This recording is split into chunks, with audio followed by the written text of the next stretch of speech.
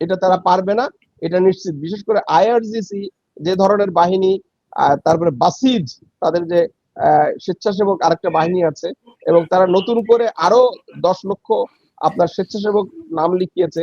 এই বাহিনীগুলো এরা সবাই কিন্তু ওই শহীদি মন্ত্রে উজ্জীবিত। তো শহীদি মন্ত্রে উজ্জীবিত যারা থাকে তাদেরকে কিন্তু আপনি এইভাবে শেষ করতে পারবেন না।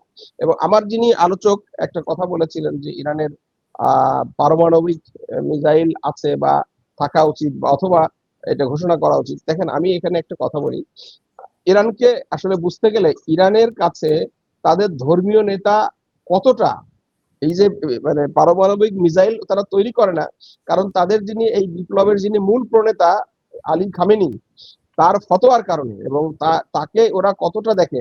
এই যে আপনি দেখবেন একটা হাস্যকর কথা, ট্রাম্প বলেছে যে মানে ইরান তাকে বারবার অনুরোধ করেছে তাদের ধর্মীয় নেতা সুপ্রিম লিডার হওয়ার জন্য, কিন্তু তিনি সেটা প্রত্যাখ্যান করেছেন। কিন্তু এর একটা গাধা, ও জানে না যে ইরানের ধর্মীয় নেতা হতে গেলে নবী বংশ হতে হয়। নবী বংশ হওয়া ছাড়া কারো পক্ষে কিন্তু ধর্মীয় নেতা হওয়া সম্ভব না। এক। 2 নম্বর, আমি বলি আমার ব্যক্তিগত অভিজ্ঞতা বলি, এই প্রথম যুদ্ধ যেটা হলো অপারেশন ট্রু প্রমিস 3 হওয়ার পরে ইরানের বাংলাদেশে ইরানের রাষ্ট্রদূতের বাসায় আমরা আমাদের কয়েকজন সাংবাদিককে আমন্ত্রণ জানিয়েছিল। তো সেখানে আমি তাকে এই প্রশ্নটা করেছিলাম যে তোমরা এই অ্যাটম বোমা বানাচ্ছ না কেন? এই অ্যাটম বোমা যতদিন না বানাবা ততদিন এই বানানোর অভিযোগে তোমাদের উপর হামলা করবে, বাট বানিয়ে ফেললে তো তখন আর কিছু করতে পারবে না। তো তখন উনি এই কথাটা বলেছিলেন যে দেখো, আমাদের তোমার জানা উচিত যে আমাদের কাছে এই মানে ইমামের ফতোয়াটা কত গুরুত্বপূর্ণ একটা ব্যাপার। আরেকটা কথা তিনি বলেছিলেন যে দেখো, এই যে আমেরিকার তো মিসাইল মানে অ্যাটম বোমা আছে, কিন্তু আমেরিকা ভিয়েতনামে হেরেছে, আফগানিস্তানে হেরেছে, ইরাকে হেরেছে, সব জায়গায় তো তারা হেরেছে। হ্যাঁ, তো এটা তো তার কাজে লাগে নাই। ইসরায়েলের তো অ্যাটম বোমা আছে, ইসরায়েলের অ্যাটম বোমা থেকেও তো তারা ব্যবহার করতে পারে নাই। আমরা তো ইসরায়েলকে হারিয়ে দিয়েছি। এই যে মানে ইন্ডিয়া পাকিস্তান যুদ্ধে তারা তো কেউ ব্যবহার করতে পারেনি। কাজে অ্যাটম বোমা থাকার থেকে আমরা তো অ্যাটম বোমা না থেকে ওদেরকে হারাতে পারি। কাজে আমরা মনে করি যে আমাদের নেতা যেহেতু বলেছেন যে এটা এই এই অ্যাটম বোমাটা হলো মানবতা বিরোধী এবং মানে ইসলামের মৌলিক আকীদা বিরোধী একটা মানে বোমা। কাজে আমরা এটা বানাবো না, নীতিগত ভাবে এটা বানাবো না। হ্যাঁ, তো কাজেই সেই শেষ যে করুন। মানে হ্যাঁ, আমি শেষ করছি। সেই যে জায়গাটা, সেই জায়গাটা যদি আমরা বুঝি, তাহলে কিন্তু আমরা বুঝতে পারবো যে ইরান কেন অ্যাটম বোমা বানায় না, বা বানাবে না, বা বানাচ্ছে না। কিন্তু এই অভিযোগটা তাদের বিরুদ্ধে কন্টিনিউয়াসলি তোলা হচ্ছে যে ইরান অ্যাটম বোমা বানাচ্ছে বা বানাবে। এটা গত 30 বছর ধরে যদি আপনি ইউটিউবে সার্চ দিলে পাবেন। মানে প্রতি বছর বা 1-1.5 বছর পর পরই এই নেতানিয়াহু বা ইসরায়েলি যিনি দায়িত্বপ্রাপ্ত থাকেন প্রিমিয়াররা, তারা কিন্তু এই অভিযোগগুলো তোলেন যে এই আর কিছুদিনের ভিতরে ইরান অ্যাটম বোমা বানিয়ে ফেলবে, আর কিছুদিনের ভিতরে বানিয়ে ফেলবে। এখন কিন্তু মার্কিন কংগ্রেস গুলোতে, মার্কিন সিনেট গুলোতে বলা হচ্ছে যে আমাদের কাছে এমন কোনো অভিযোগ ছিল না যে ইরান আমাদের কেউ উপর আক্রমণ করবে। এবং মানে ইয়েতে মানে ট্রাম্প এবং হেক্সেট মার্কিন প্রতিরক্ষা মন্ত্রী যখন বারবার বলছে যে ইরান ইউরোপে আক্রমণ করতে পারে, তখন কিন্তু মানে স্টিমার উনি বলেছেন, এবং আরো অন্যান্য মানে জার্মানি এবং ফ্রান্সের যে না, ইরান ইউরোপে আক্রমণ করবে এমন কোনো দালিলিক প্রমাণ বা বিশ্বাসযোগ্য প্রমাণ তাদের কাছে ছিল না। তো সে কারণে তারা কিন্তু এখানে আসে নাই। এবং আমি সর্বশেষ যে একটা কথা বলি, দেখেন ইরান এই যুদ্ধে একটা খুব কৌশল নিয়েছে। সেটা হলো যে এখন কিন্তু ইরান সৌদি আরব এবং কাতার এদের উপরে কিন্তু আর আক্রমণ করছে না, এটা কমিয়ে দিয়েছে। যদিও সে তার টার্গেটের মধ্যে মানে ইউএই কে রেখেছে, কারণ ইউএই কিন্তু ইসরায়েলের প্রধান মিত্র মধ্যপ্রাচ্যে, এবং সে আব্রাহাম অ্যাকর্ড স্বাক্ষরকারী, প্রথম আব্রাহাম অ্যাকর্ড স্বাক্ষরকারী দেশ। তো সেই জায়গা থেকে মানে ইরান চাচ্ছে না যে গালফ কান্ট্রিজ সবগুলো দেশ তার বিপক্ষে চলে যায়। সে খুব সুন্দর একটা কৌশলগত অবস্থান নিয়েছে। এবং এই যুদ্ধটাকে যদি ধরেন সত্যি সত্যি যদি আমেরিকা কার্ক দ্বীপে বা হরমুজ প্রণালীতে তার প্যারাট্রুপার পাঠায়, তাহলে কিন্তু মানে আবার কিন্তু এই হরমুজ প্রণালী আটকে যাবে। আটকে গেলে কিন্তু আবার বিশ্বের পরিস্থিতি অস্থিতিশীল হবে এবং আরো চাপ সৃষ্টি হবে। তো কাজেই এটা আমি মনে করি যে যদি মানে একটা মানে ট্রাম্প যদি সেখানে স্থলবাহিনী পাঠানোর মানে পরিকল্পনা করে এবং সে করতে চায় বা চেষ্টা করে, এটা তার জীবনের সবচেয়ে বড় ভুল হবে। কারণ ইরান চেতনাগতভাবে, আমি আবার বলি, ইরান চেতনাগতভাবে এই যে ইমাম, এরা কারবালার চেতনাকে লালন করে, এরা ইমাম হাসান হুসাইনের চেতনাকে লালন করে। যেই হুসাইন জানতেন তিনি তার রসুলের মানে পুরো পুরো মানে রসুল তো কারবালার ব্যাপারে বলেছিলেন, তিনি জানতেন তার সৈন্য সংখ্যা, তিনি জানতেন এই যুদ্ধের পরিণতি কি হবে, কারণ রসুলের হাদিস ছিল, তা জেনেও কিন্তু তিনি সেদিকে গেছে। তো ইরান সেরকম একটা দেশ, তারা কিন্তু এই মানে এই সৈন্য সংখ্যা দেখিয়ে, অস্ত্র দেখিয়ে এদেরকে ভয় দেখানো যাবে না। 8 বছর ইরান যুদ্ধে 2 লক্ষ ইরানি কিন্তু মারা গিয়েছে, এবং আমি ইরানে গিয়ে দেখেছি সেখানে প্রচুর মানে পুরুষের থেকে নারীর সংখ্যা বেশি।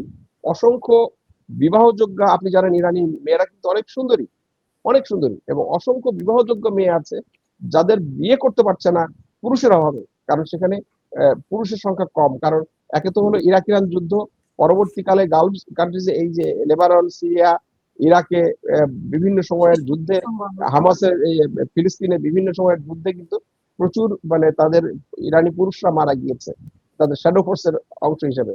তো ফলে তাদের পুরুষের সংখ্যা কম। কাজে এই জন্য বলছি যে ইরানকে এইভাবে মোকাবেলা করা, এইভাবে পরাজিত করা সম্ভব না যদি ইরান বা আইআরজিসি তারা যদি যুদ্ধ থেকে ক্ষান্ত না দেয়, তারা যদি নিজেরা পরাজিত না হয়। পৃথিবীর কোন শক্তি, এই এখন বোঝা যাচ্ছে পৃথিবীর কোন শক্তি না বলি, মানে অন্তত ইসরায়েল এবং পক্ষে, আমেরিকার পক্ষে ইরানকে পরাজিত করা সম্ভব না। ধন্যবাদ।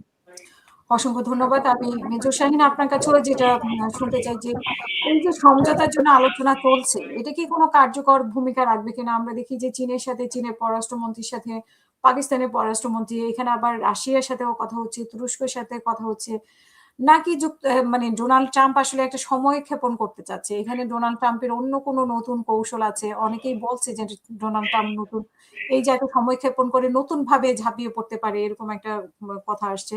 আবার ইরান যেটা দাবি করেছে যে 17টি ঘাঁটি তারা অলরেডি ধ্বংস করেছে যুক্তরাষ্ট্রের, যেটা মধ্যপ্রাচ্যে আছে। সব মিলিয়ে আপনার কাছে আপনার আপডেটটা শুনতে চাই, এবং আরো কিছু যদি আপনি যোগ করতে চান প্লিজ। আপনার ধন্যবাদ। প্রথমত ইরানের নৌবাহিনীর প্রধানকে নাকি তারা হত্যা করেছে, বাট ইরান থেকে এখনো আমরা কিছু তথ্য পাইনি। আপনি পেয়েছেন কিনা কিছু তথ্য নেই। না, আমি এটা মিডিয়াতে দেখেছি বিভিন্ন, বাট ওরকম অথেন্টিকেটেড কোন সোর্স থেকে দেখিনি। আর অথেন্টিকেটেড সোর্স থেকে যদি দেখিও যে নৌবাহিনী প্রধান মারা গেছে, তাতে কি ইরানের খুব বেশি আসে যায়? কারণ ইরান একটা মেসেজ সারা ওয়ার্ল্ডকে ক্লিয়ারলি দিয়ে দিছে, যেটা হলো যে তাদের প্রত্যেকটা রিপ্লেসমেন্ট, আলী খমিনির বদলে মুস্তফা খমিনি, তাদের আলী লারজানির বদলে বাগের আলগাদর, এরকম মিস্টার জলিলি, এরকম যারাই এসেছেন এরা পরের জেনারেশন, এরা অনেক বেশি ক্যাপাবল। একই সাথে এরা সবাই আগের থেকে অনেক বেশি ইসরায়েল এবং আমেরিকা বিরোধী, আগের থেকে অনেক বেশি ডেসপারেট। তো একটা মেসেজ ইরান খুব ক্লিয়ারলি আপনার ওয়েস্টার্ন ওয়ার্ল্ডকে দিয়েছে, বিশেষ করে আমেরিকা এবং ইসরায়েলকে, যে আমরা যাদেরকে দিয়ে রিপ্লেস করছি আমাদের লিডারশিপ, তারা তোমাদের আরো বড় শত্রু আর কি। একই সাথে এটা অনেকটা ইসের মতো আর কি, যে ফুটবল খেলা হচ্ছে, ম্যারাডোনা কে বসিয়ে আপনি মেসিকে দিয়ে রিপ্লেস করছেন, এরকম। তো যেটা খেলার কোনো মানে খেলার কোনো অসুবিধা হচ্ছে না। একই সাথে আরেকটা বিষয় যেটা আমি আমেরিকার ভাষায় কিছু কথা বলি, মানে যে ইনফরমেশন গুলো আমি ওদের মিডিয়াতে পেয়েছি, এবং সারপ্রাইজিং ব্যাপার হলো গত 5 দিনে, বিশেষ করে 23, 24, 25, 26, 27, এই গত 5 দিনে আমেরিকার বিভিন্ন চ্যানেলে, ওদের বিভিন্ন জার্নালে, বিভিন্ন জায়গাতে যেভাবে এই বিষয়গুলো সামনে এসেছে, এটা এই যুদ্ধ শুরু হওয়ার পরে আগে কখনো আসে নাই। যেমন আমি জানলাম যে গতকালকে ট্রাম্পের খুব ঘনিষ্ঠ একজন ট্রাম্পকে চার্জ করেছে যে আপনি বিট্রে করেছেন আপনার রিপাবলিকানদের স্বার্থে, বিকজ আপনার ম্যান্ডেট ছিল যে you are a peace loving president, কিন্তু আপনি যুদ্ধ শুরু করলেন, যেটার আপনার বোঝা আমরা বহন করছি।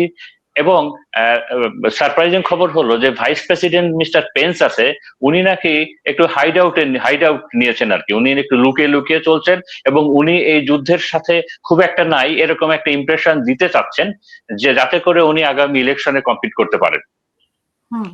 একই সাথে এটা আমেরিকান মিডিয়াতে এসেছে যে আমেরিকা একটা বড় ভুল করেছে যে আলী খমেনি তাদের সুপ্রিম লিডারকে মেরে ফেলে, কারণ তাদের ধারণা ছিল, স্ট্র্যাটেজিতে ধারণা ছিল যে ওনার একটা ফতোয়া আছে যে অনেকে বিশ্বাস করে যে উনি একটা ফতোয়া দিয়েছিলেন যে ইরান নিউক্লিয়ার করবে না। তার মানে ওনাকে মেরে ফেলা মানেটা হলো দি ফতোয়া অলসো ডাইস, এবং যে নেক্সট জেনারেশন যেটা আছে এখন যারা দায়িত্বে আছে তারা আর কোনো বাধ্যবাধকতার ভিতরে নাই, এবং সমস্ত এক্সপার্টরা যেহেতু আগে থেকেই জানতো যে ইরানের সবকিছু আছে, they need only 2 to 3 weeks, এবং ওই 2 থেকে 3 সপ্তাহ তো চলে গেছে, তো তার মানে এখন সিচুয়েশন অন্যরকম।